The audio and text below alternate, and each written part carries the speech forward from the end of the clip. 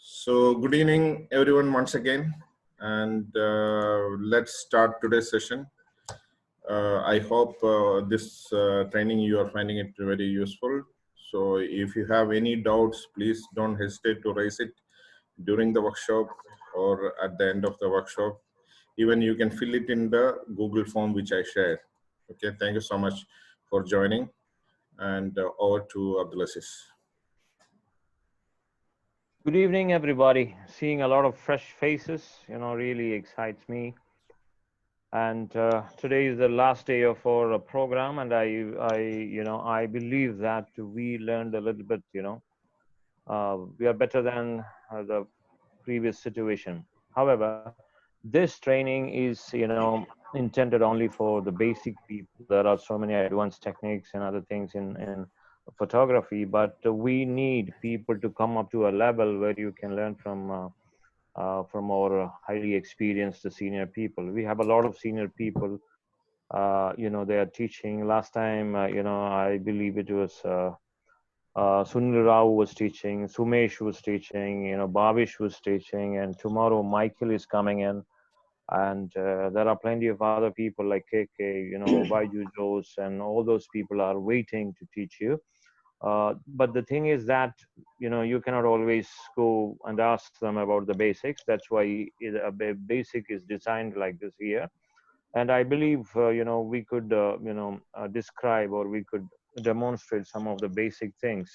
And I request all of you to work on manual mode, even if you find it comfortable to work with aperture mode, or shutter speed mode, it's all fine. But still, whenever you are free, whenever you can work with manual mode, try that and master it. And manual mode is always, you should know. Let it be aperture or whatever mode you work, or try to stick with manual mode whenever it is free, whenever you're trying some experiment. Okay, so that is a good thing to practice. And as I shown you yesterday, have anybody tried some samples or some exercise, to show me today? I have done. Actually, outside cars are very less, so inside only with torch, I made a kind of light kind of trail. Okay. Okay, would you like to show us that? I would like to see that. Okay. Libin, can we have your permission to get the screen shared? Yes, I just enabled it. Kapil, go ahead. Yes, yeah, just a minute.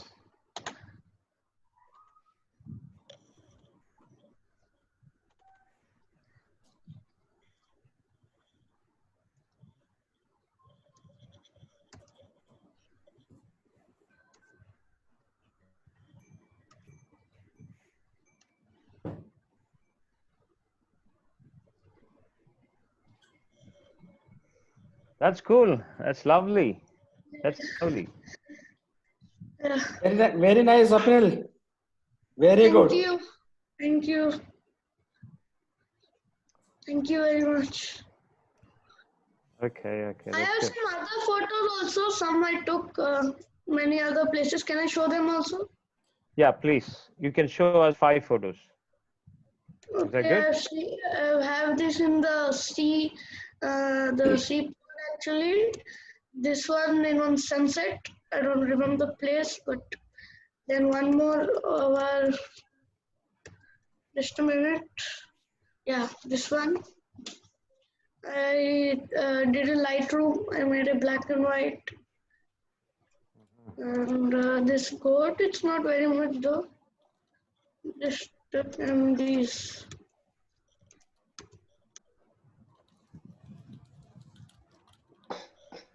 Okay, thank you, Swapna. Anybody else? Because this is your platform, you can share things, you can discuss, because we have a lot of photography experts in the group. They can comment on you. If you really request comments, definitely they will comment on you, and you learn a lot. So that's the reason we appreciate you to work with some, something creative using the capabilities of your camera. So that's why, I appreciate Swapnil for his, try, because those are he tried to capture the motions of, and that means definitely he used a slow shutter speed, and he kept his camera on a tripod, and he tried to capture something. So you might have seen that, he tried to make an India map. So it's coming almost, he did that, So that's what we are capturing light. That's what happening when you use a camera. Anybody else would like to show us? Abdu Azeez, Anybody? Yeah, I suggest we keep it in the last because fine. it's 20 minutes. Not a problem, because I wanted to discuss on, based on some creative things I wanted to discuss. Anyway, I'm sharing my screen. Okay. Now what I'm looking from you guys, after this class, instead of you go and, shoot something directly, I request all of you to try something like this, something like this, and definitely you can do it at your home. You don't need much light for this. You have to control. Don't keep your ISO on auto mode. Keep your ISO on 100 when you try slow shutter speed. Why? Because if you keep it auto mode, your ISO will boost up, and you will find proper, lighting there by adding more ISO or enhancing the sensor capabilities. So we don't want that. We want, let it be black background, whatever it is. So we need only the light. Why? Because we are capturing light using a camera. You have to know that. We are not catching an image. We are trying to capture light. So that is the only thing your camera can do, capture light. So give the right light, camera will capture. Give the right time, camera will capture that. So that's what this is all happening, okay? And, have anybody tried capturing, rain? It's really fun to capture rain. When it's raining outside, you can put your camera on a tripod, and, and definitely in a daytime, you cannot do that much easily, because, you have a lot of light. You cannot go for slow shutter speed, and people have to cover something with the camera lenses like filters to reduce light. But still, in the evening time, if you have less light, try to do that. So you will find a lot of funny things. Camera is going, and creating so many things which is out of your imagination. Sometimes you don't even feel what is the outcome, but once you did your job, when you look at your photo, you will see something totally strange, like the first photo in the screen. You see that? So the person is, maybe his camera is very low level, and he kept a camera, and maybe it's a big vehicle like a bus or something. It just whizzed past him, and you see only the light. You don't even see the entire bus or lorry, truck, whatever. You see in the picture. So what happened is that entire image is gone from away, but that left only the light for the camera. So that's what you see in the first one. And if you look at, the last down one, there's a black, a small picture with a lady dancing, and, with a lot of other images, spreader images near to her. So actually she was standing the other side of that frame, and she moved, when the camera was shutting, the final image was this side, but this is again used with the help of light, but still you can see the trail, trail of her. In other two pictures as well, you can find the motion. So it's really blurry. You cannot see her face properly, but still you can see she's dancing, because it shows her movements, So these are the creative elements you can add, uh, by using your cameras. Here again, as I told you, using very fast shutter speed to try to freeze motion. You can also try to, put something from the top and let it come and hit in a glass bowl, with water. So what happens is the water will splash out. Try to capture that. And also to get more excitement, uh, you can add a little bit of colors, some kind of blue color, red color, yellow color into the water, and then try to put that thing again from the top. And when it hits exactly, you try to capture. So it's not possible by a single click. You need to have a series of shots, continuous shot of 10 or 15 shots. In between, the thing is coming slowly, very fast, and hitting the water, and you will get the water splash. So these are the things will help you to understand photography more. Why? Because when you try to capture, something like this, it's not that easy in the beginning. You will not be able to find that thing in the screen. So then you will think, where did I miss? How can I capture it? What are the ways to capture fast motions? You think a lot of new things, and you will go after, a lot of technical aspects, tricks and tips to, get it done. Until unless you don't have anything in your mind, you have no aim, then you have no way. So you have to have an aim first. So that's why I'm showing all this picture, to motivate you, to tell you that try, whenever you see something, go after it, try to get it done. Once you do that, you will go to your home and you will analyze your photograph, and you will find a lot of mistakes. You will find the things are not in focus. Then you will think about how to bring, how to master more focusing things, and how to, use your capabilities of your camera to get, get it done in a proper way. So you will go after, but you need to have some kind of aim. That's why I'm showing all this picture. All these pictures are taken by using symbol camera, so you can also do that. Okay, so the last one is the Al Amin Mosque. It is shot by my daughter, and me and my daughter, we went there because I was teaching a slow shutter, and just in the first, one or two shots, she took this photo. So that means it's not very difficult job. It's an easy job. Hundreds of FSO people have taken the similar shot, but so that is, they people have given you a way, so you just follow that and try to establish the similar shot. Similarly, you try to get a lot of shots which has already been done by someone else, and then you see the result. It is comparable result, and you feel happy. See that? And the way you progress slowly. Now let's get into the new lesson today. ISO we were explaining yesterday. Stops of light, and here we have ISO. As I told you before, you have a clean image. If you stick with the lowest ISO, which is probably 100 based on some of yours camera, and some higher end camera can get you less than that, but anyway, then if you go more higher, you will find noisy pictures. So there's a common lesson to learn from here, that you try to stick with your lowest ISO always to get more good pictures. Okay, now let's talk about focusing. So today we start with focusing. What is focusing? There are, several people, they always give me, different comments on, that I have taken 20 pictures today, and I found almost everything is not in focus or blurry pictures. Why do you get a blurry picture? Okay, that is the question. There are so many different, several answers for that. Now, today we'll talk about focusing, one of the reasons why you get blurry pictures. You can also have handshakes. You can also do, get blurry pictures by very slow shutter speed, etc. Now here today we're going to talk about, focusing, different ways of focusing. Now you might have seen these focus points. It depends upon, different cameras, and they have different focusing capabilities. Now this is a normal camera. So I think you have got around, around 3, 6, 8, 9 focusing points. Now you can move your focus point to all these points. Now the focus point is on the center. Can you see that round? But there are ways, you have to learn from your computer, camera manual, because it is different, cameras have got different ways to do that. So there is no common way.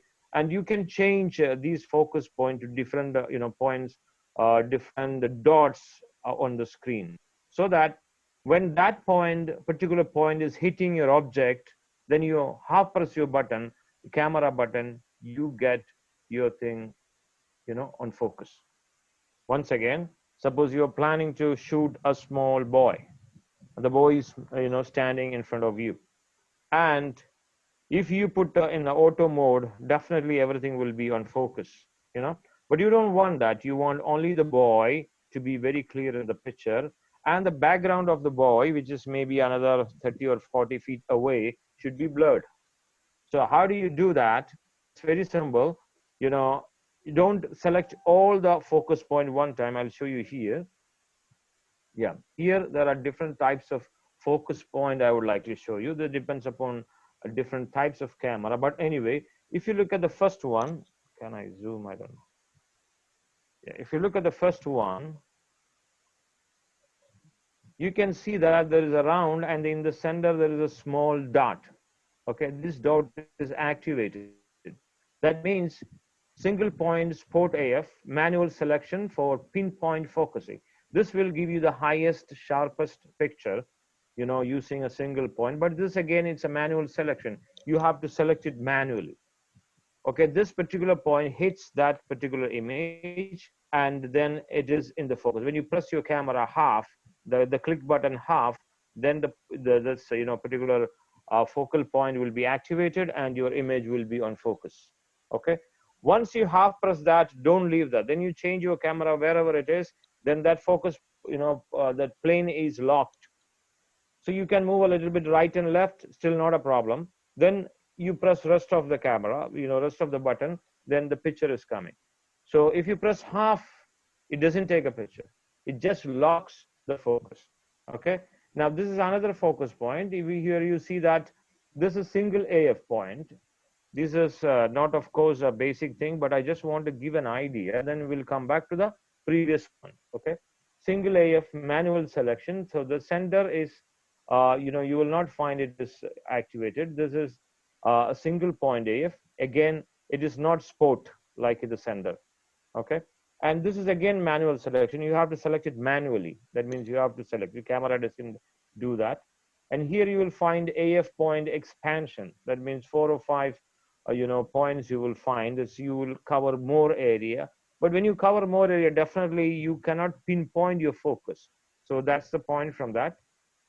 And here you will find a point expansion. You will add more focus point in this. Okay. So this will work as a cluster, as a group. Again, this is manual selection. You have to select which cluster you have to move. Then you will find another 9 points this side you can select.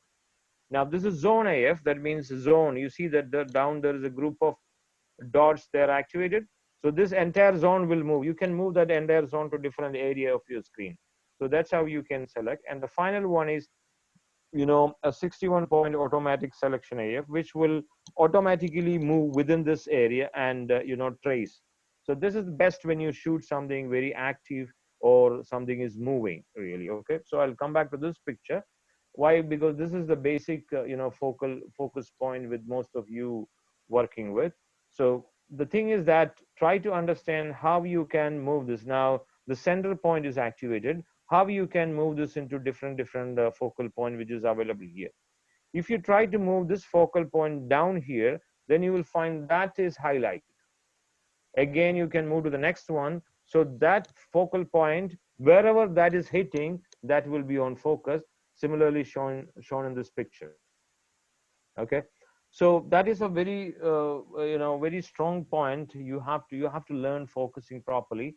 So this is an exercise for you. Working, open your camera and keep an object, put your camera on a tripod, see how you can move the focus point. This is very easy, that you can just refer your manual of your camera and you'll find how it is done by using that.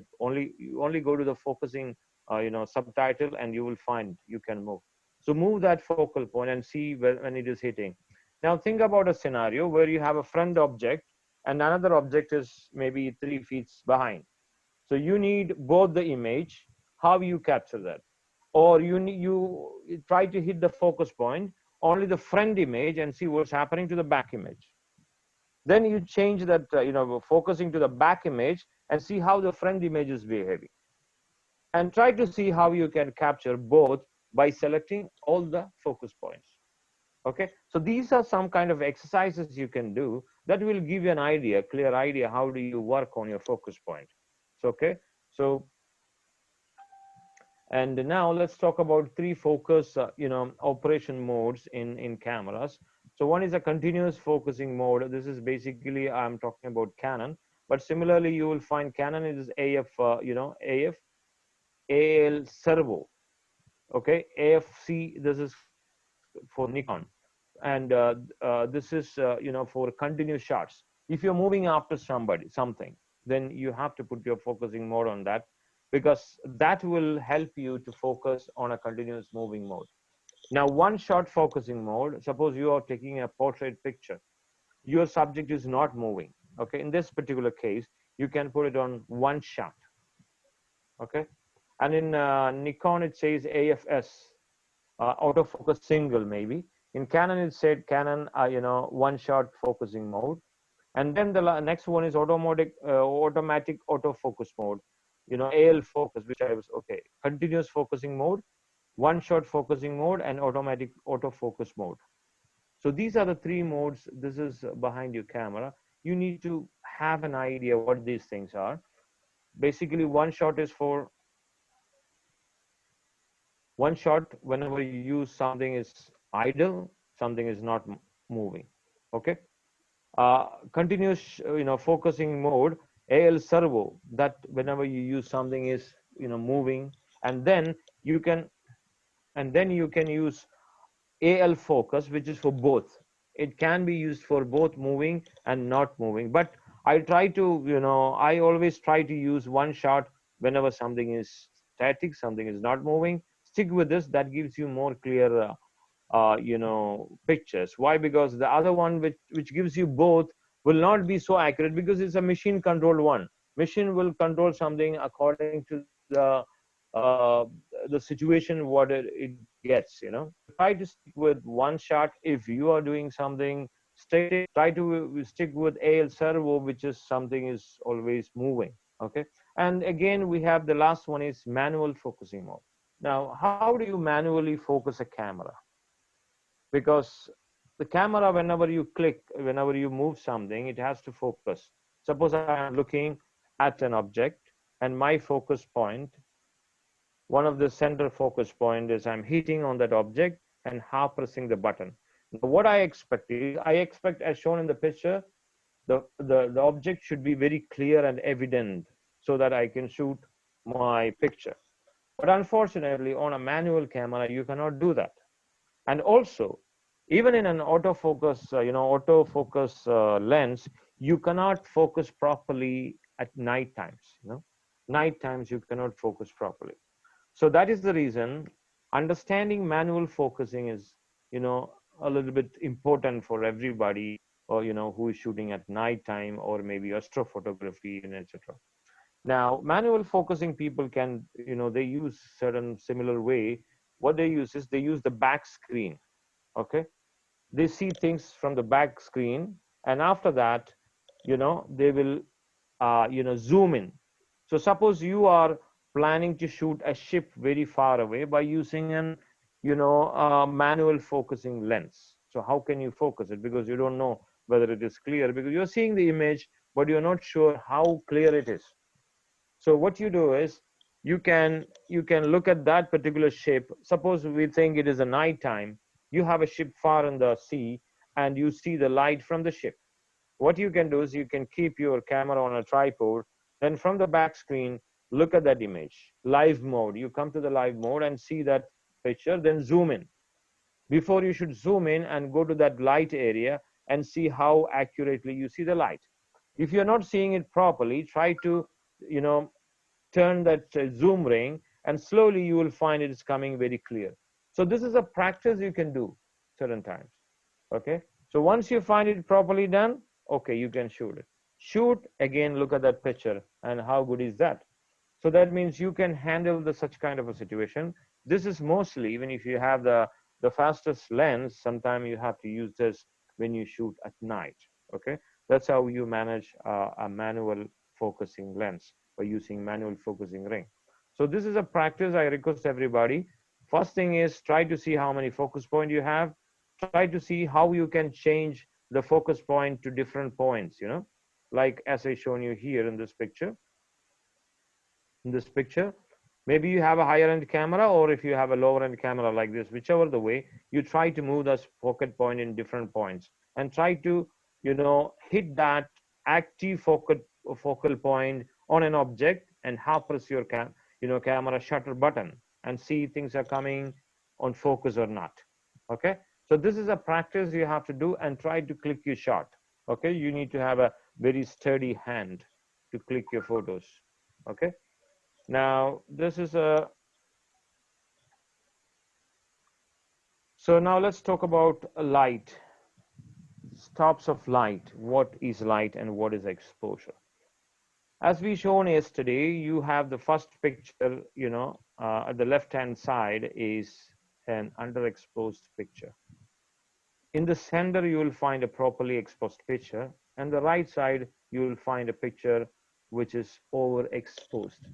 Now, this is you have to control, okay? But how do you control? How do you know that? You know that by looking at this meter down here. Can you see this meter here? And some camera, it will show you only EV, okay? EV +1, +2, or 0, or -1, -2, whatever the way. This is what we have in every camera. Camera will indicate you that where is your exposure, okay? Based on this exposure, you try to bring it, in the middle, okay? Not to be +1 and not to be -1, but sometime you have to make it +1. Maybe sometime you shoot something plus exact exposure, but you will find still light is not that accurate. So you can manually increase your exposure +1 and try to shoot that and try to see whether it is clear. You don't have to always depend on your camera, okay? This again, it comes your experience very handy in this.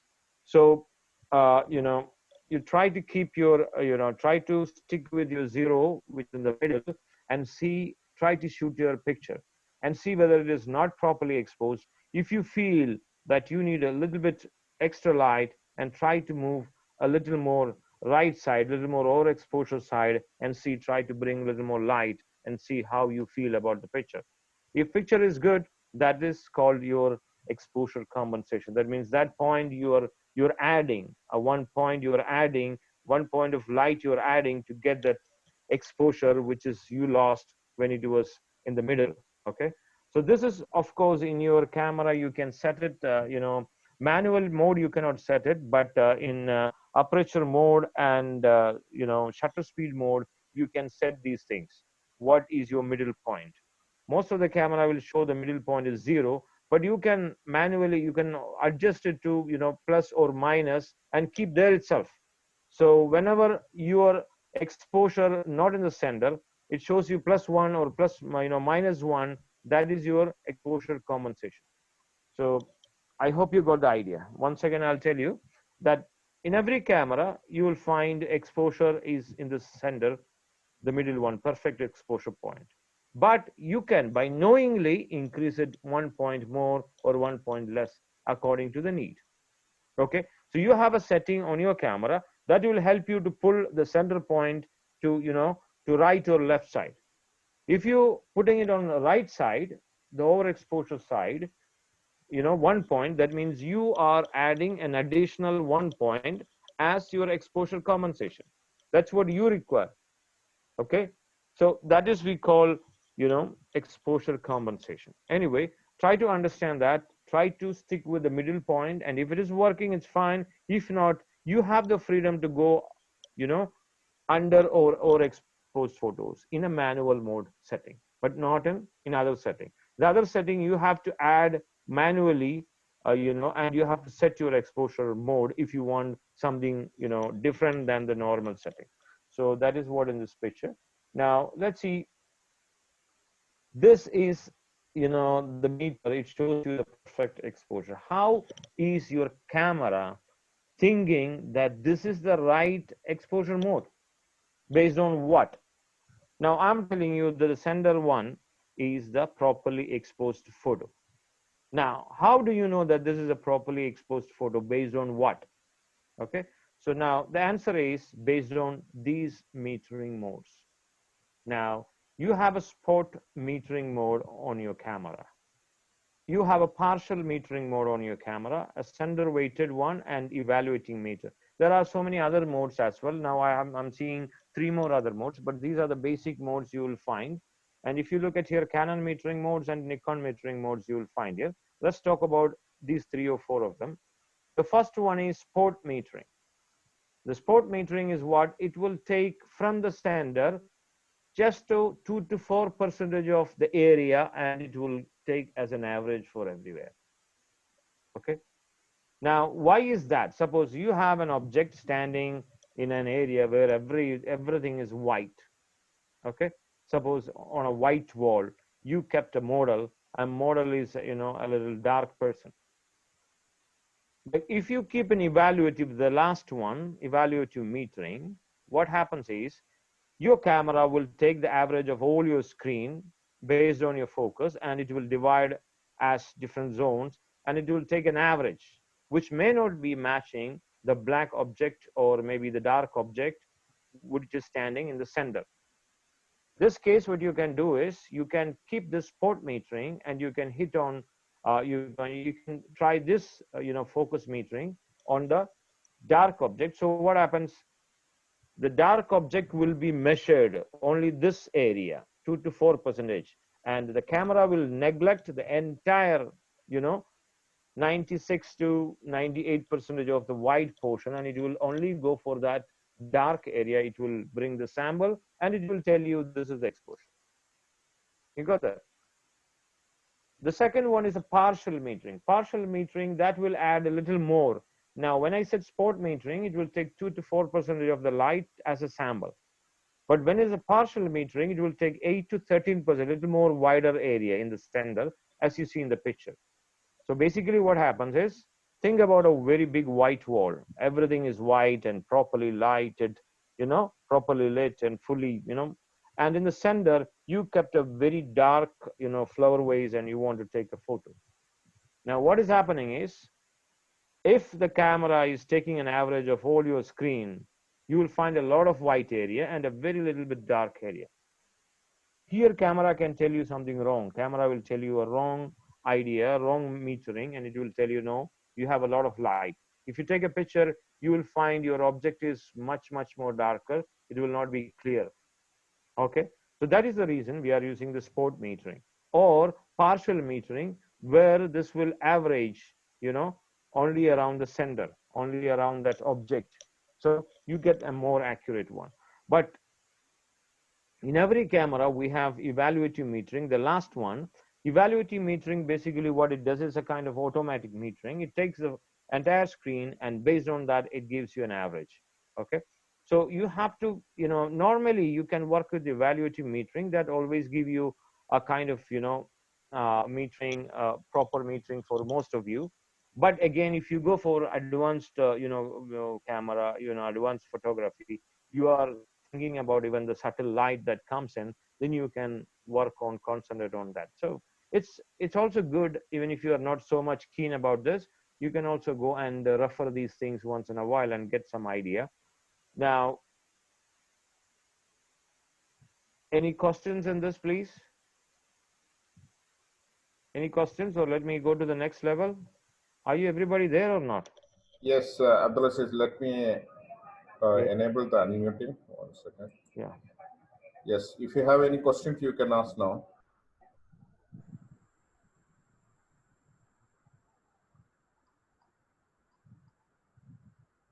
Okay, then let me go to the next one. So here we are trying to talk about white balance.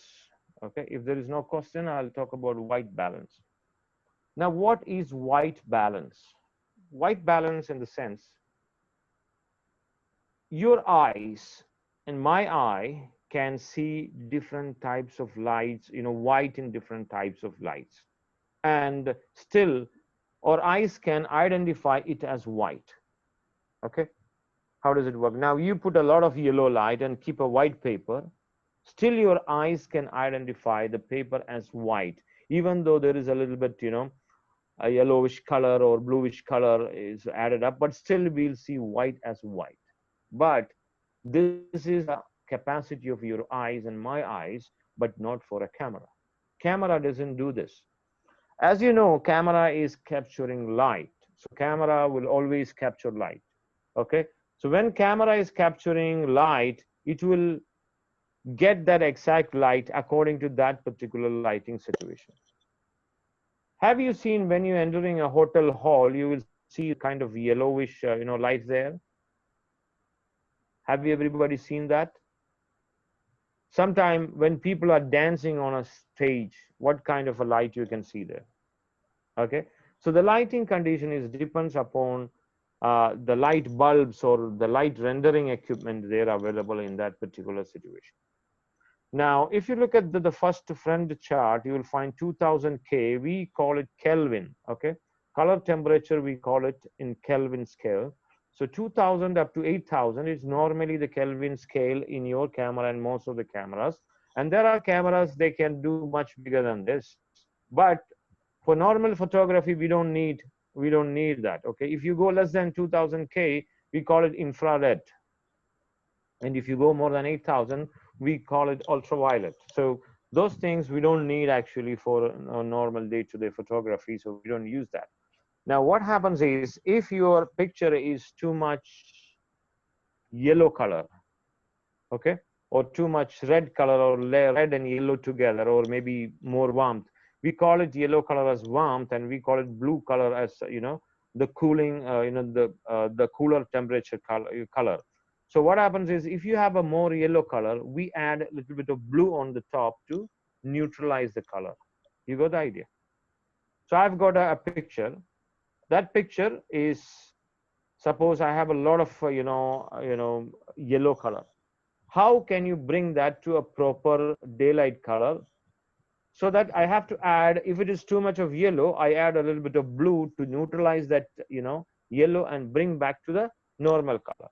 Now if you look at this scale here, you will find 2000K, 3000K, Kelvin, let's say Kelvin, 4000 Kelvin, 5000 Kelvin. So 5200 to 5500K normally we consider as a daylight. Anything above that, anything below that, anything above that will be looking blue. Anything below that will be looking yellow color, and ultimately it will lead to a kind of red.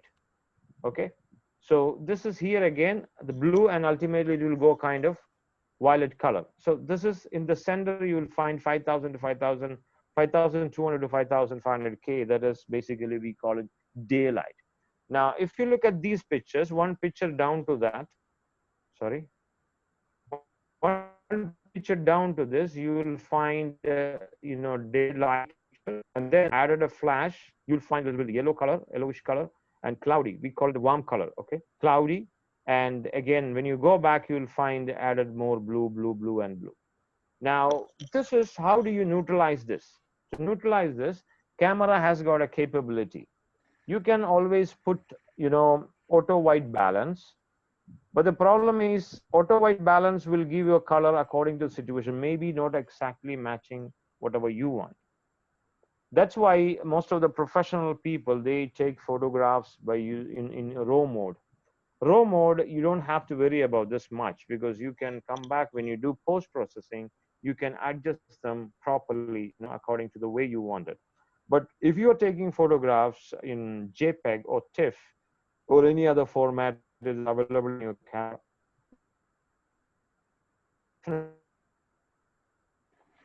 and they are kind of compressed one or a kind of one to stick with your color temperature. So this is a basic understanding of color temperature, and you have different color temperature presets available in your camera. Okay, like sodium vapor lamps here, incandescent light here, cool white fluorescent light here, direct sunlight, what is a Kelvin. So basically you can understand flashlight. This is around 4000K, cloudy 6000K, which is Kelvin. So these are the things. Okay, so this is how you adjust this one by using a Photoshop. You can see my screen, right? Can everybody see my screen? Abdu Azeez, yes, but your voice in between sometimes breaks. Okay, unfortunately, the speed of my internet is very slow. I've already done half of this fiber optics and half is not yet done. So existing internet is not that fast. Can you listen? Yeah, I think it's not bad, but in between sometimes it breaks. We can see the because screen of now. the speed. Okay, now you look at the screen. Here I have a little photo with a little more warmth. Now, I can tell you a story. This is an evening time, sunset is coming, so the light of the sunset is yellow color, kind of things, and fine, I can argue with you, and it's okay, there's no problem. But at the same time, I can also show you this picture this way and say that, oh, everywhere it is blue. I like blue color, you know. So this is perfectly all right. You don't argue, you know, you don't question me because it's my choice. So, and if you somebody try to do this, you know, more blue, that is also something okay with that. So there is nothing bad in that, but none of these are the right color. You know, see that? Is this the right color? But still there is a beauty for this particular photo, right? Now what I do is I've got a lot of bluish in my, you know, my photo. So I add more yellow thing, or okay, this is a cool color. So, and then I add more warm color to my picture to neutralize this. Okay. Now suppose I'm just adjusting this picture this much, you see that now I find that it's not blue and it's not, you know, warm as well. It's not cool and it's not warm as well, because I came to a point where it is somewhere in the middle. So now I feel it's more accurate. I can increase a little bit light more. Okay. But some people they say, no, no, no, this is maybe in the early morning. I need to see that yellow sunshine in the light. Okay. They prefer to go a little bit light. But again, I would like to say that you are not seeing the exact white in the, you know, in the picture. The exact white is this. Because when you have more blue color in the picture, what you are trying is you are adding more yellow things or warm colors and trying to neutralize the color. You are reaching a point there is not much warm color as well as no cool, you know, color. And this can be very easy if you are shooting your picture by, you know, in a raw mode. If it is you know, JPEG mode, you know, it will be not that easy and not that good. Okay. So this is a simple example I just wanted to show you. uh, this can be adjusted very easily, you know, in your post processing. So please try to understand your white balance. But there is a big problem when you do videography. When you do video, what happens is it is very difficult for you to later adjust. So it's better you try to shoot it in the beginning itself, or if you do JPEG, direct JPEG photos, and try to do it. You can leave it auto white balance if you are shooting it with you know, raw mode. Not a problem. Okay. Now let's talk about you know, some composition skills, what you need to, you know, to bring your picture into a, you know, more appealing to the human eyes. We have a lot of composition rules. Now what are these composition rules? Composition rules tells you that at times, you know, your eyes, you got two eyes, one is left and one is right. Where do you concentrate? What do you see? Okay. It's not always good for your eyes. Sometimes your eyes will catch something very faster. It depends upon the structure of your, you know, alignment and your eyes and how your eyes working. And based on whatever the eyes is working, your brain is processing that to a level where you can understand it. You know, suppose you see an image, that eye is capturing that image and it is passing to your brain, and the brain is processing. When brain is processing that, you will get that pleasure of seeing that picture. To make that process much easier, we have certain rules, you know. Based on these rules, and it is much easier for your eyes to understand it much easier, and your brain to evaluate it in a much better way, so that you can enjoy the pleasure of that photo in a much better way. So that is what, you know, there are certain rules, you know, I just want to discuss with you. The first one is, as all of you know, rule of thirds. Now think about, if your picture is just a square, then we prefer to have the object in the center. If not, if your picture is a rectangle like this, we always prefer to have the picture in the 1/3, either the right side or the left side, or, you know, bottom line or top line, etc. Now let's just have an analysis of picture. What we have here, the picture is placed on the first third of the picture. Okay. Here there are two more other things here. And you will also find the horizon of in this picture is placed in the, you see that, first and second, you know, this is the vertical one and this is the horizontal one. Okay. From the vertical one, you will find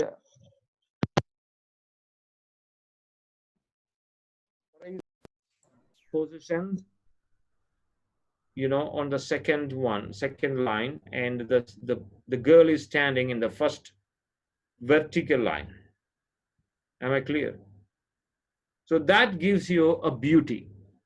Okay, now let us think about the sky, the horizon. You think the horizon is a little more upside, it doesn't give you a kind of proportion. It doesn't tell you a kind of, um, for every beautiful thing, there is a kind of prepositions. You look at somebody's nose and say, it's a beautiful nose, beautiful eyes. But almost every eyes, they are working the same way. But some eyes are very much appealing to your eyes. It doesn't mean they are good eyes, but you get it, your eyes, they see that, oh, this is a good eye.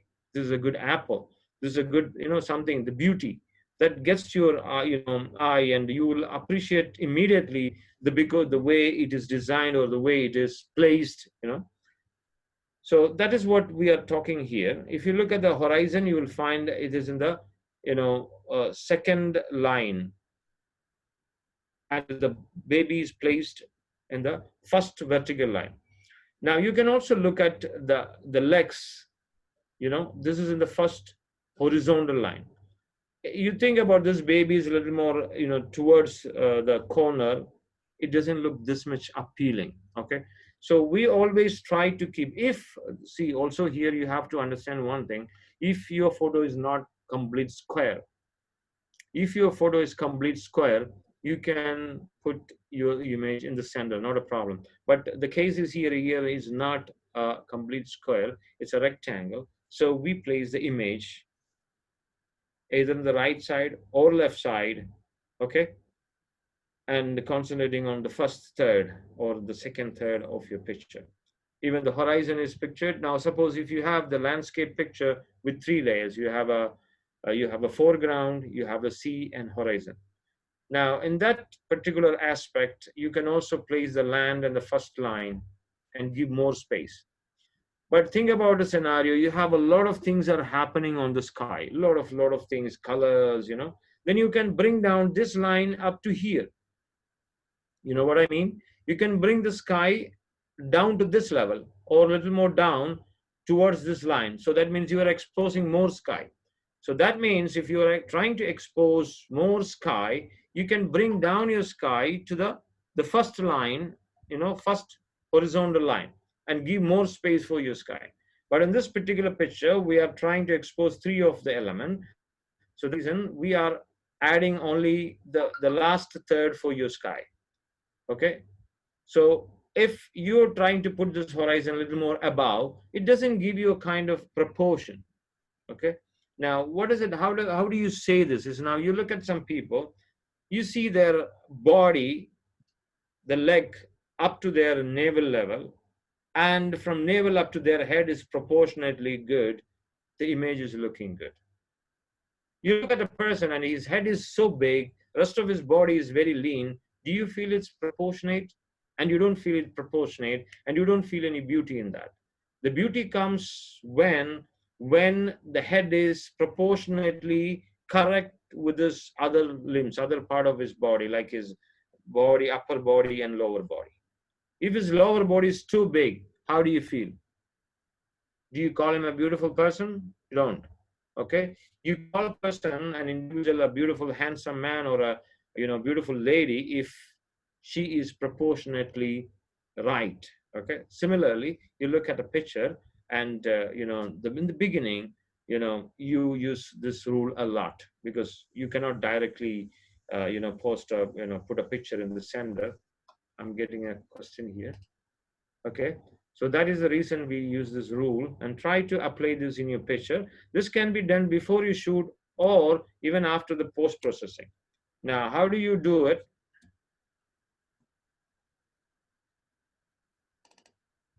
Okay. See, now this is a grid line. It is available in most of your cameras. So you can activate it. Maybe in the beginning you will not find it, but you have some options. You can activate this grid line.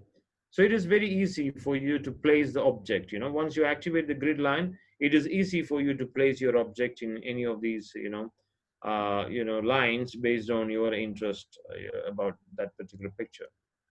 Now, after once again, we have some other options when you post process.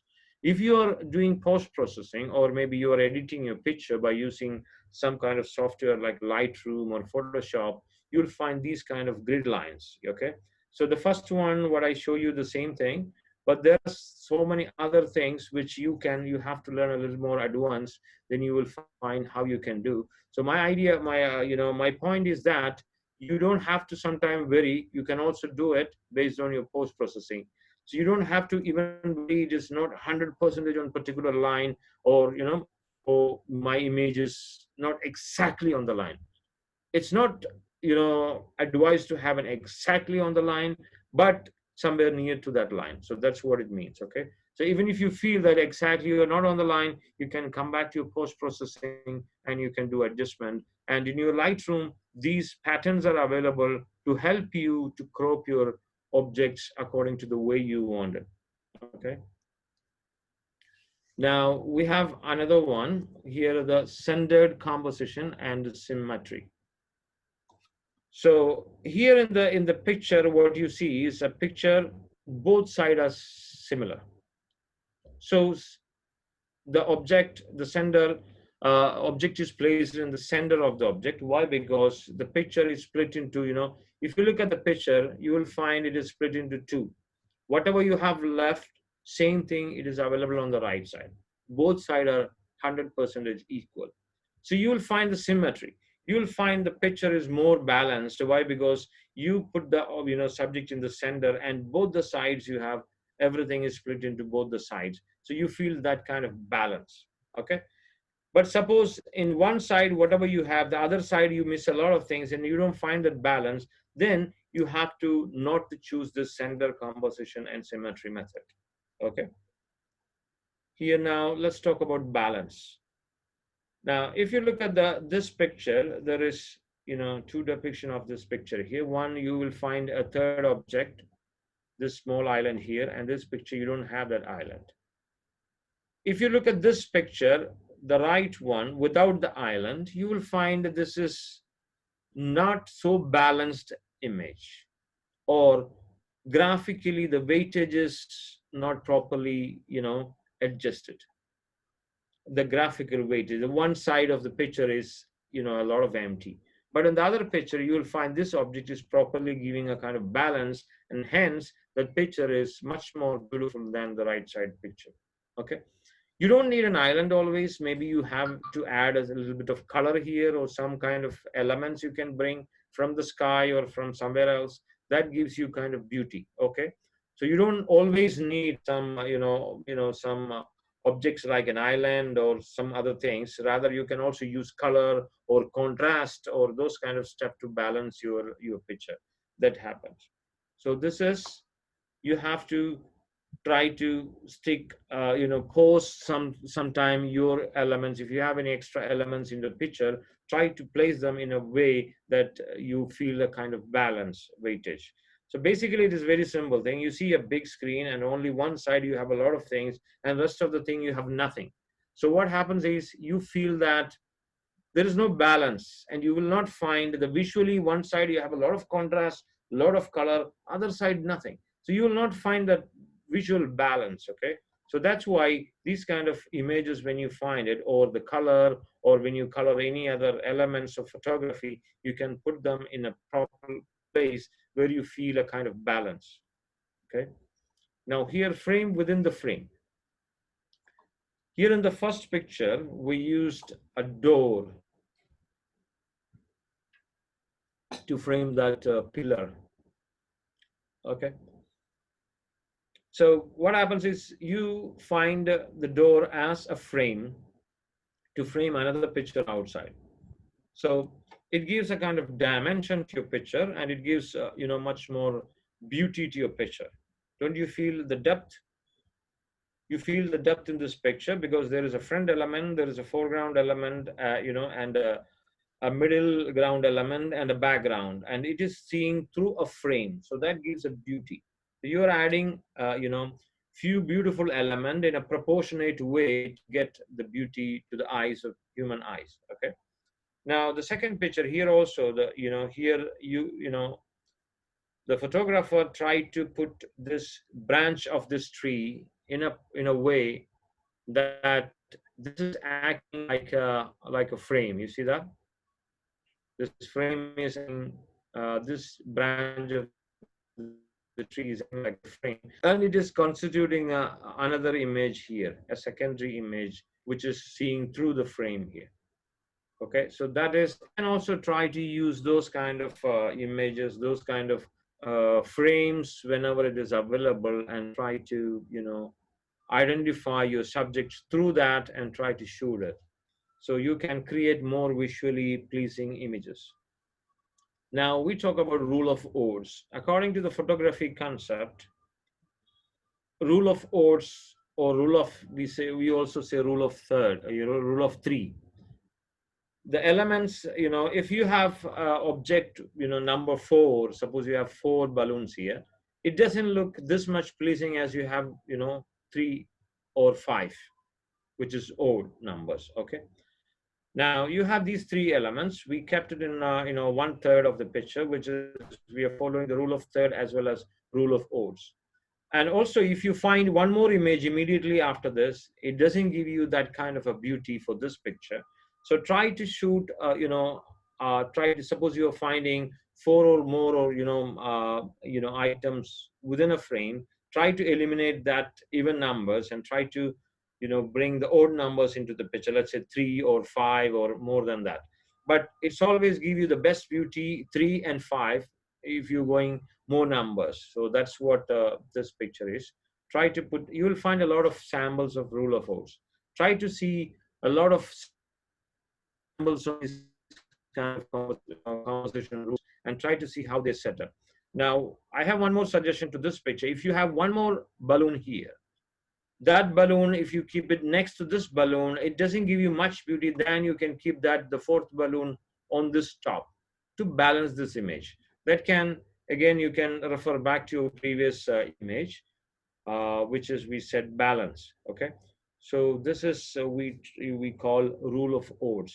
Mostly you will find a lot of photographs using this method of composition by selecting images numbering 3 or 5, mostly 3 numbers. And here, point of view. Point of view is basically the understanding, or the viewpoint, or the perspective from that the photographer and the subject. You can look a subject from different ways. Suppose you look from the top, you look from the eye level, you look from below, they all give you different perspective. Suppose if you look at from top to down, as you see in the picture, you find the person is humble and simple, and he is a kind of inferior thing you feel in the picture. But you might have noticed whenever the pictures and films, and they show the heroes, always they try to shoot from down to upwards. So that gives a different perspective. Your hero is standing tall in the picture, but here, if you look at this picture, the person is you feel it's more humble and more simple, and more inferior to the person who is shooting, and is very helpless, you feel. You see that? Because, and it's the perspective difference. We call it POV. So what is the idea for this is, always try to shoot your subject from different angles. Don't only shoot your eye level, sometimes try to shoot from the top, sometimes try to shoot from down, and try to bring different perspective to your pictures. The second picture, if you see that, the railroad, you see that there are 2 leading lines, but they're shot in a way that it gives you the maximum, it takes you up to the end, one shot.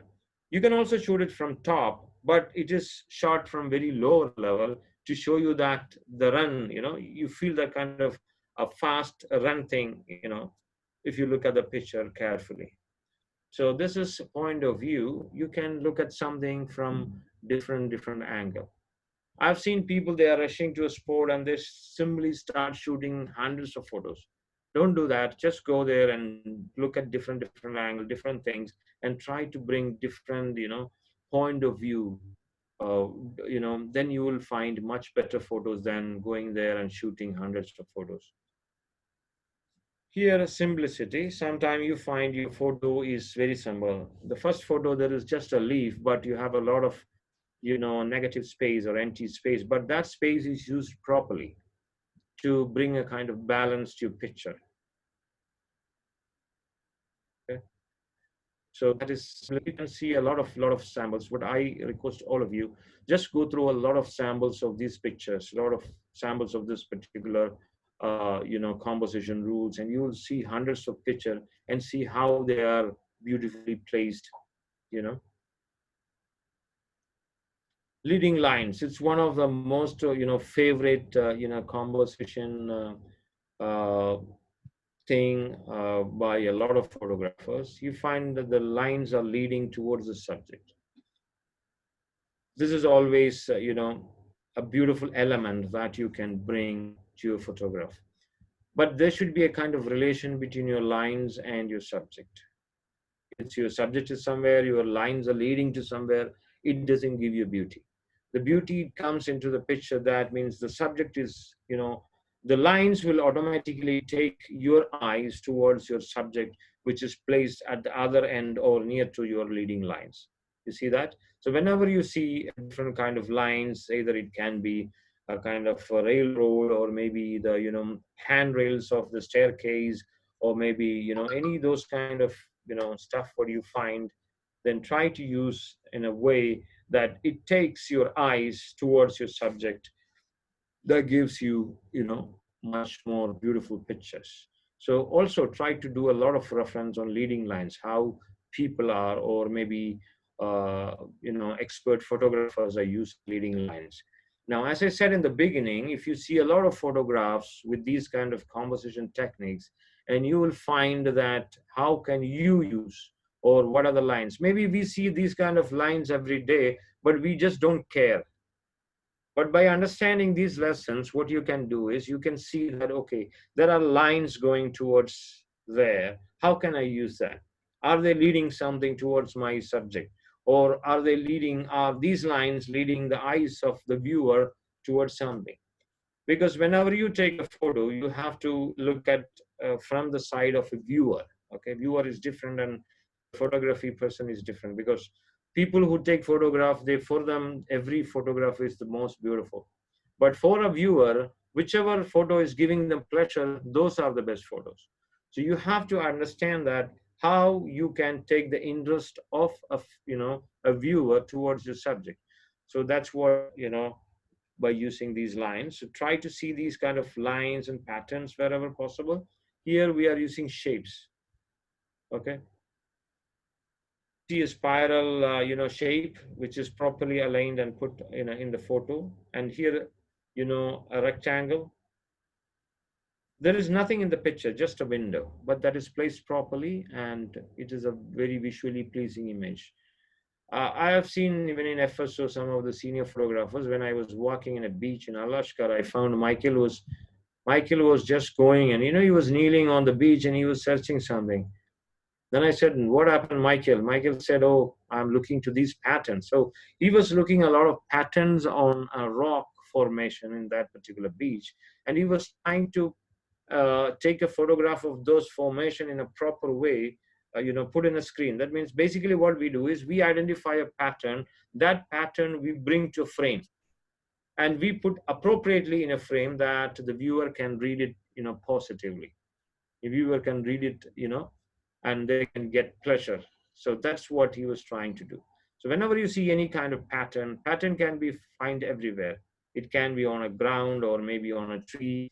You will find a dried skin, so there are a lot of things, uh, geometrical patterns and shapes, and you can use them to constitute a very beautiful photograph. So look for those things, those elements, and try to place them in a proper way in a frame, and try to shoot some good pictures. Now, any questions from here?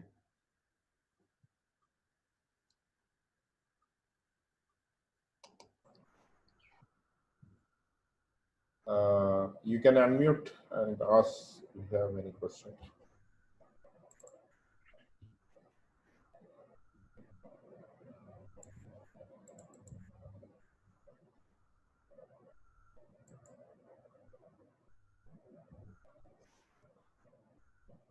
I think Nanda Krishna earlier asked about symmetry.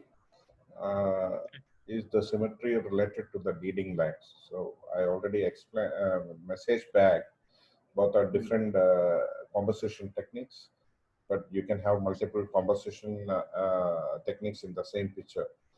So maybe Abdu Azeez can add more to that question. Yeah, of course, symmetry and leading lines. You can use leading lines in a symmetrical way. If you find a path and both the sides you have lines, here two lines and here two lines that leading to your subject, you can call it a symmetry. Now, symmetry is what happening is, suppose if you go to a temple gate or a gate of a mosque or grand mosque, wherever you go, you'll find the door, the both sides are similar, okay, and the alleyway is similar. So if you find, everything is same both the side. This side you have two, and this side you have two. This side you have four, and this side you have four. So in that case, you have all the balancing element. You try to put that subject in the center and try to get that. Now, what is happening is, one day I still remember I was with Mr. Srivastava, Shankara. He's a senior photographer in FSO. We were somewhere near a building, and he was working with this wide-angle lens and trying to shoot a door of, I think it's a masjid here in Oman. And then it's very simple that you can go in front of the door, keep your camera and shoot. No. But Srivastava was very keen on bringing that correct proportion. Whatever you have this side, what you need the same other side. If your camera is a little bit turned this side, you will find the other side is weird. You understand what I mean? So he was so keen to bring both the side.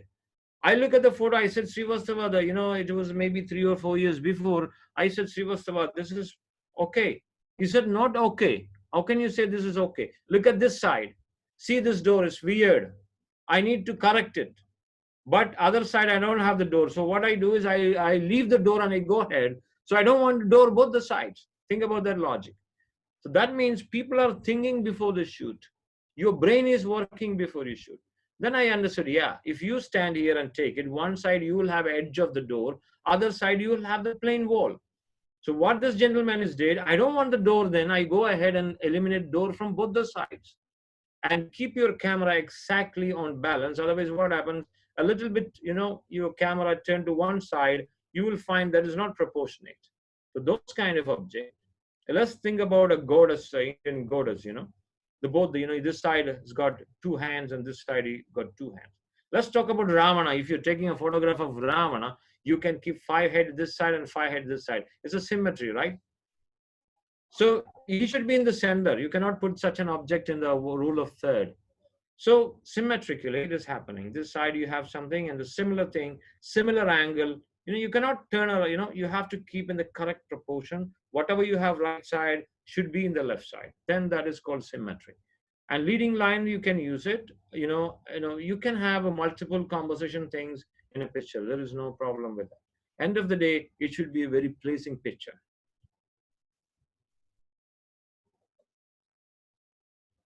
Anyone else?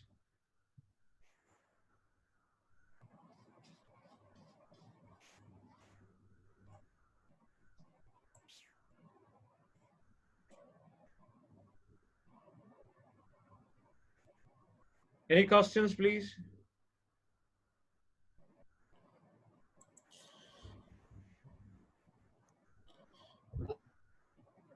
Okay. Meantime, can you enable your videos? So I will take a screenshot. Don't forget, tomorrow we have a long exposure class from Mr. Michael D'Souza, right, Mr. Libin? 10 Yes. o'clock in the morning. Yes. Don't miss it. Don't miss it, and he will show you, because today I was talking to you, the basic idea of a slow shutter speed, and tomorrow he will show you how it is, and he will give you more explanation. So that means he will concentrate only on slow exposure, and he will give you a very correct idea how can you shoot, how can you use different kind of, I think so, all different aspects of long exposure shutter. So don't miss it. 10 o'clock tomorrow morning. Yeah, and he is more concentrating on daytime rather than night photography. So long exposure in daytime. Okay, that's very interesting. And, That's really good. Then he will show you what is the use of the different types of filters, you know. So it is really good to learn that. okay, you are ready for the group shot? Okay, few more. You can see there are many non-video participants. I don't know, somehow today we have less participants than previous 2 days. Okay. Okay, all ready?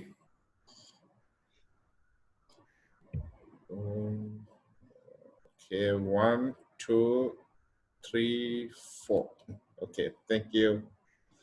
So any other questions? Thank you, Abdu Azeez. It was a wonderful class since 3 days.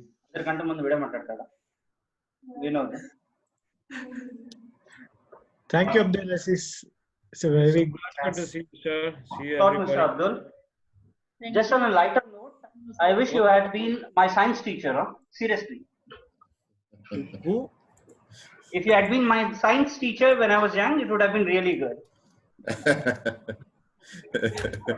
That's a compliment. No, really, seriously, good job done. And it's been interesting. Camera it's fascinating, but to know what are the techniques and to get to know in this aspect, it's really good. Thanks a lot. Try to work on different things. You know, you will find a lot of, nowadays you have internet, you have thousands of examples around you. Try to take one object, try to see how, talk to so many people are in FSO, and they are always ready to help you.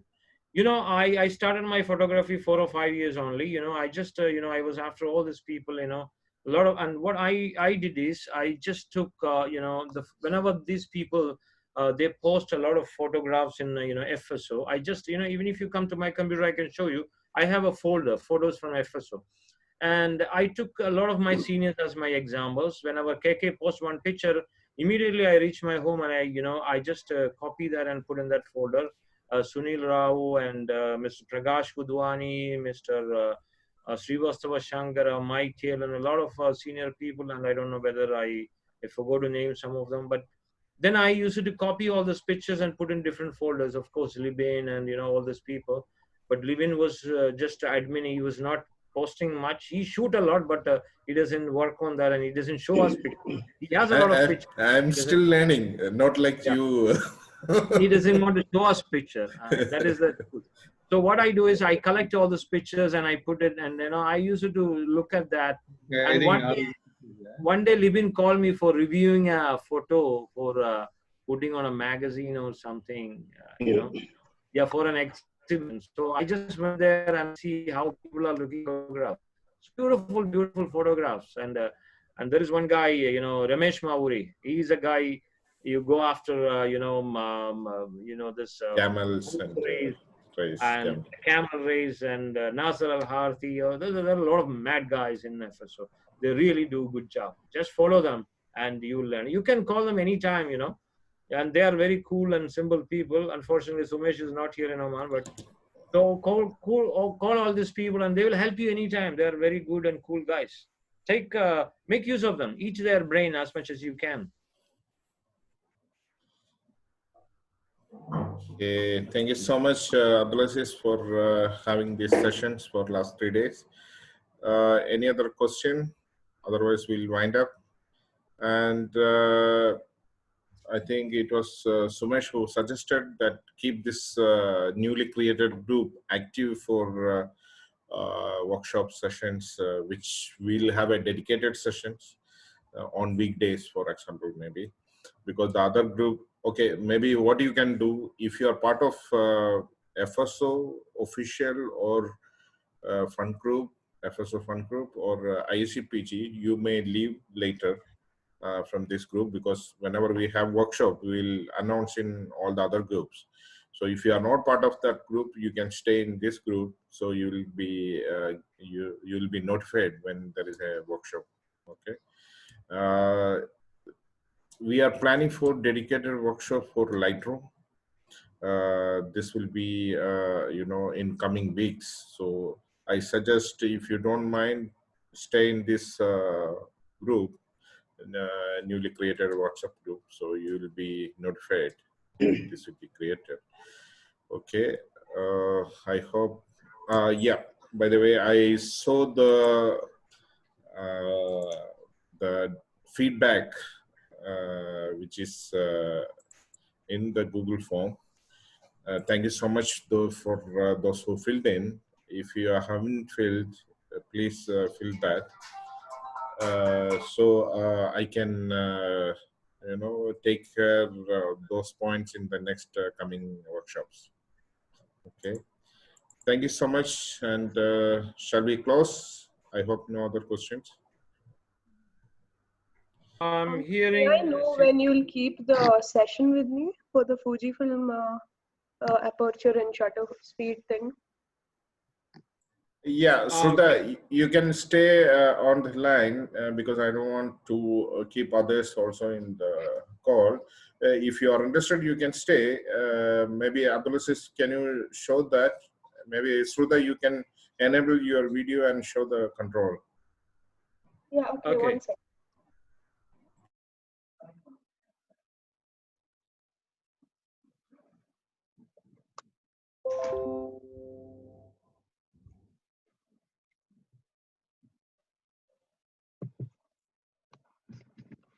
So this is the one you were talking about yesterday? Which one?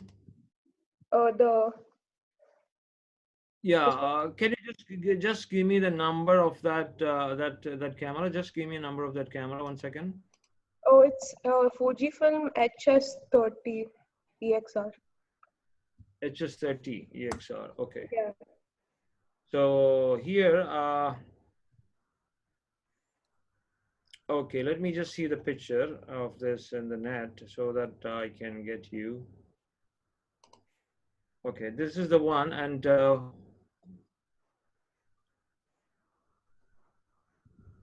okay. Do you find a dial button there?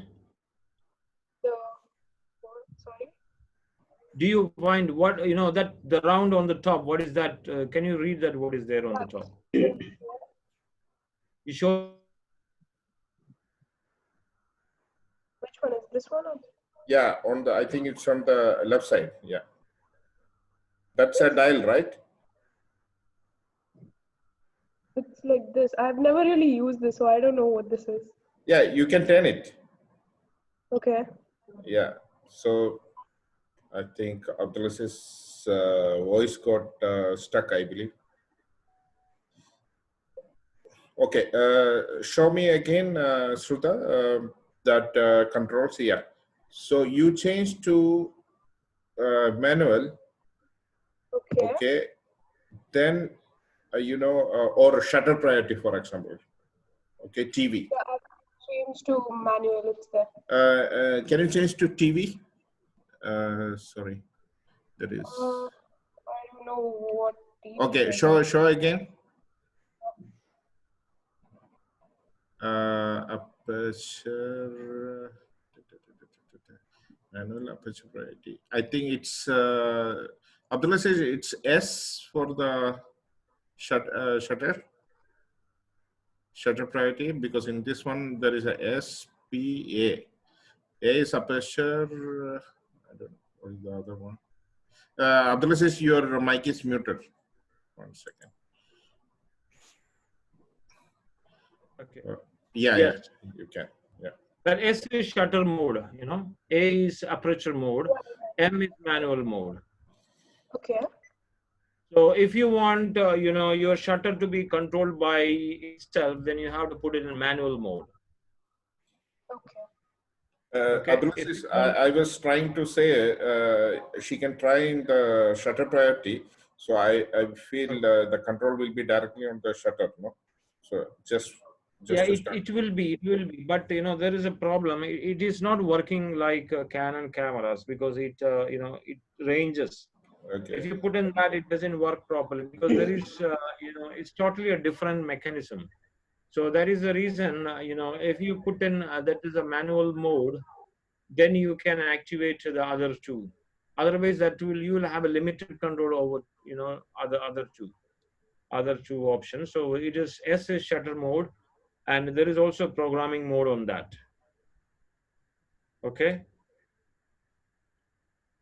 So can you try to put it in M mode and try to change your shutter? It is working. Can you just check it now? There's manual separately, there's automatic, and there's automatic mode with the user setting the shutter speed. Automatic what? S stands for automatic mode, the user setting the shutter speed. Yeah. S stands for automatic mode. User, yeah, that is automatic means, you know, as I told you before, it's not, it's again the shutter mode. This is saying that user setting the shutter, but it's automatic. That means you can only change the shutter, rest of the thing will be automatically moved. That means shutter mode and aperture mode, they are not manual mode fully, they are semi-automatic mode. That means you set the shutter, but the rest of the thing will be set by the camera. That's what it means. Automatic mode means everything will be controlled by the camera. But in your S mode, that is the shutter mode. You can change only the shutter, rest of both will be adjusted by the camera. So how do I change the shutter speed? Like, You just turn it by, there is a, you know, is there a ring on the top? A dial? is it this one? Yeah, when you change, what happens? Is it changing your shutter? Let me just check. It changes from 60, 80, 100, 125. Yes, yeah, that's the button. See, Okay. and also that is the button primarily, but you can also activate other buttons. Inside your camera, there will be setting where you can activate, because some people, they don't like to turn this one, they have to use some other button backside. So you have also an option inside where you can change these dial from this button to other button. So if you're comfortable with that, it's fine, well and good. If not, you have the option still available. Okay. So how do you find that camera? Oh, yeah, it's an old one actually. It was my dad's before he gave it to me. Oh, it's your dad's, then that will be a blessed camera. Don't throw that. You can get Yeah, good photos. never. I mean, like he told he'll never like buy me a new camera until I become like very good at this one. So That's a very good advice. That's a very yeah. good advice. So you can Okay, tell now yeah. that you got the really basic photography workshop from Abdu Azeez uncle.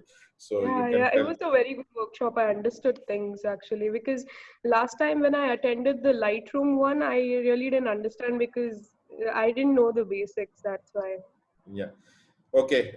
Thank you, Shruta. I just remembered Dr. Das was asking for some ideas on the camera for the amateur photographer, or to begin.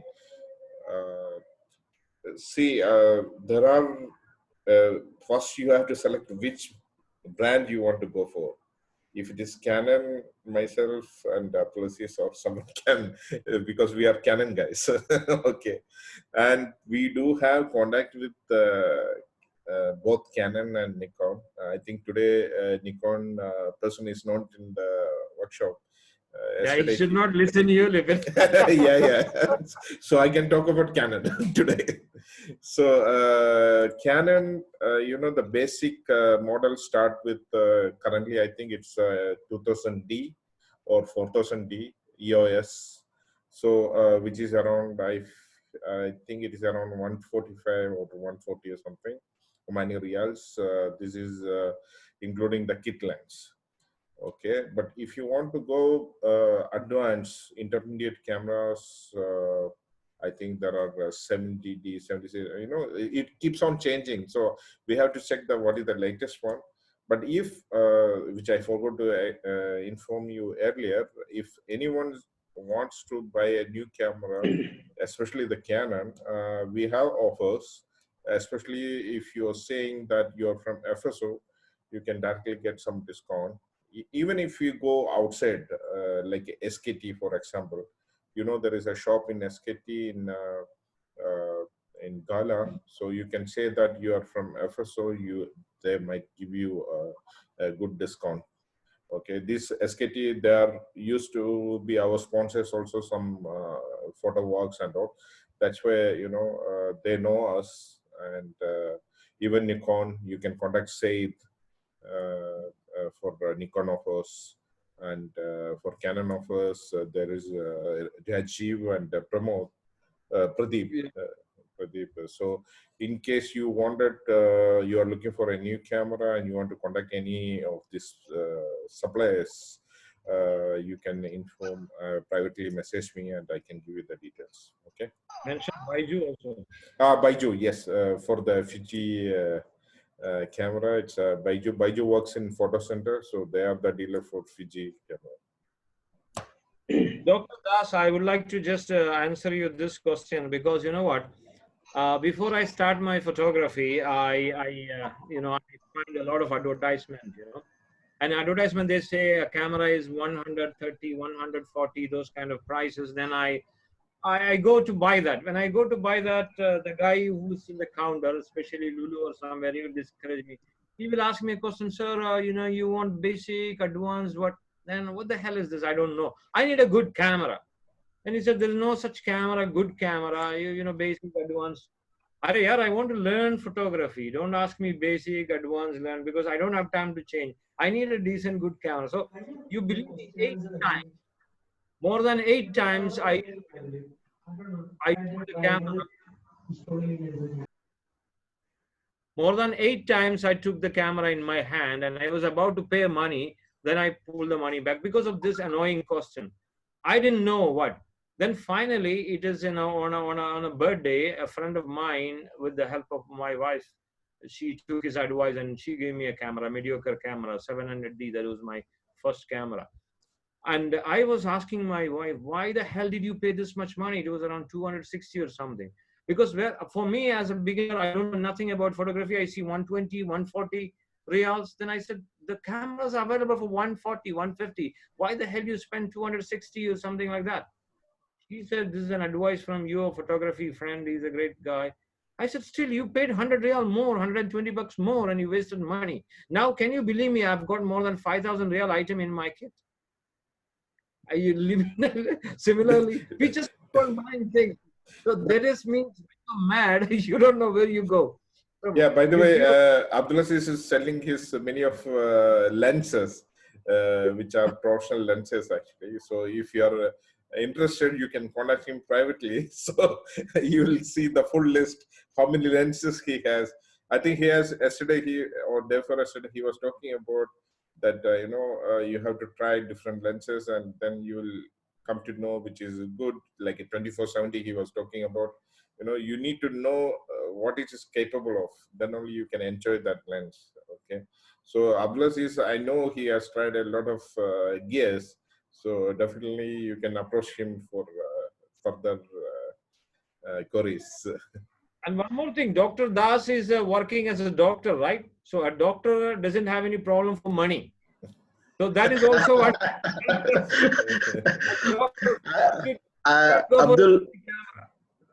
Abdul, I will share it. I had asked this question to Liben a couple of months back, and he suggested me Canon 4000 EOS, and I almost had bought that. That's when the Lulu guy and the DG guys, they started confusing me. Why not go for Nikon? This one is much better. That fellow was telling, go for Fuji. This is much better than that. And that confused me. And each one of them was speaking so accurately with that, what is wrong with Canon and why you should go for Nikon and or Fuji. That's why I asked that before I spend more money, whether anybody else also probably will be having in this year thing. So you from 100%. amateur. The reason is now, first of all, you made a problem for Libin, because now Libin, he recommended you Canon guys, Fuji guys will kill Libin. That's another question. Anyway, what I find is I wanted to change my 32-inch TV to a bigger one. So I wanted to 65 plus some bigger range. When I went to Lulu, morning I found a Sony guy. Because I was using Sony, I need Sony. Then I had a discussion. He told me afternoon new model is coming. I went afternoon. I found another guy. He's not allowing me to look at even Sony. He was talking about Samsung. Then I understood he is a person who's, maybe paying or dedicated by Samsung. He doesn't, he's saying a lot of bloody problem with Sony. For the last 15 years, I'm using Sony, and he's trying to feed me with a lot of mistakes. So it is better, not to go with this. Privately, we cannot recommend you any camera. See, actually, this has always been a debate between Canon and Nikon, which is the best, So it's like you're comparing Mercedes and Lexus, for example, So both are good, and it has its own features, and maybe some model has some advanced one. Basically, all are good. Even some Fuji fans will say that Fuji. Now, we have this mirrorless range, and mirrorless, Sony is the first one started, I believe, and they have a wide range of cameras in mirrorless. And now, last year or last to last year, Canon and Nikon also started almost at the same time. And currently I'm using a Canon EOS R mirrorless camera, and even Nikon has 2 or 3 models right now. And there were some offers last year, I think few months back. It was very good, like you can get your old camera, and they were giving a very good price actually. And I don't know, even you can get some of those offers now. So good thing about mirrorless camera, it's lightweight, and it's because of there is no mirror. Abdu Azeez mentioned the first session that DSLR means it's there is a mirror actually. In mirrorless, this mirror is avoided, and you can view the picture in like a viewfinder. It's an electronic viewfinder, so everything comes like a compact.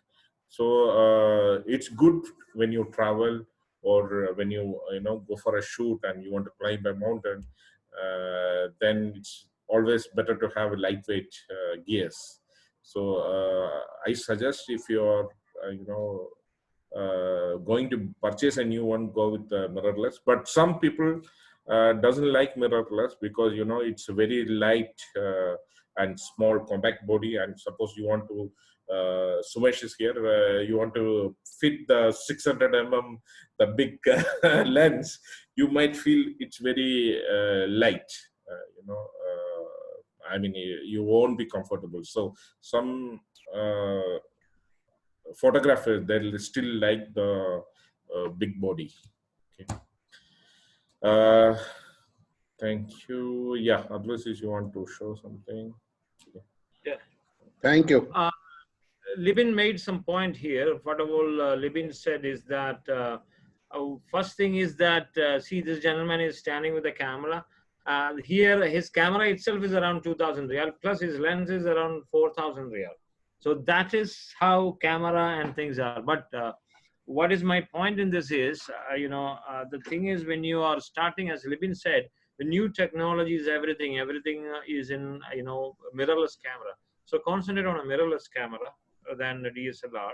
The second thing is, buy a mediocre body. Don't go for a very high end or low end, and invest something on your lenses if you're really into your photography. Why? Because when you are going for landscape, you need a wide angle lens. When you're doing wildlife, you need a longer lens. So based on your interest, 1 or 2 lenses and a mediocre body, it doesn't cost you much as well. And of course, you are a doctor, and I think you have enough money in your bank. Otherwise, if you give me 1,000 Riyal, I can get you the right camera and gears for you tomorrow itself. See, another point. Noted. Yeah, another point is like Abdu Azeez mentioned, the crop sensor and full frame. Okay, so this is the other major thing you have to look into. So in mirrorless itself, like for example, in Canon, we have RP. I think it's crop sensor, and R is full frame. Abdu Azeez, you remember RP is the crop sensor, or maybe? Yeah, RP Yes. is the crop sensor, I think. Anyway, the full frame means you get that much, the sensor size is 35 mm, right? It's a full frame. But the crop sensor, you have a crop factor of 1.6 or something like that. So less, that means it's like a zooming the frame. So you'll lose some of the area in the frame. So especially if like you are focusing on landscape, I'm basically like I like landscape photography. So I like to have more wider frames. So that's why even in the beginning, 2012 itself, when I moved, upgraded my camera, I directly went for 5D Mark III that time. So it's a full frame camera, you get more wider images. Hope this clarified, Dr. Das. No, it doesn't clarify. That is the problem. Camera buying, get a camera, it doesn't. Call us. Well, it gives a good amount. Thank you. We will give you the number of all this Canon guy, Nikon guy, Fuji guy, and all this guy, and let them give a good offer and see how it works. And based on that, you can purchase. Thank you so much for being with us. Sumesh, by the way, you are in the call, so enable your video. Let's see. Sumesh already conducted the wildlife photography workshop, and it was very useful. He has traveled a lot, on different photo tours, and you can see his video in our FSO Muscat YouTube channel. That there were a few sessions, I split into different part 1, part 2, part 3, and also you can see those videos. And he's planning another session on birds, paradise of birds soon. Hi, Vipin. Hi, so much. I was just silently watching what all Abdu Azeez is talking about me. Some wrong information to the guys. Spending a lot of money. I just mean to say that sometimes camera doesn't matter. You have to go for different lens. I was showing a lens. That means people are. It is because you need that particular photography. You need those gears to get good photos. It doesn't. We are not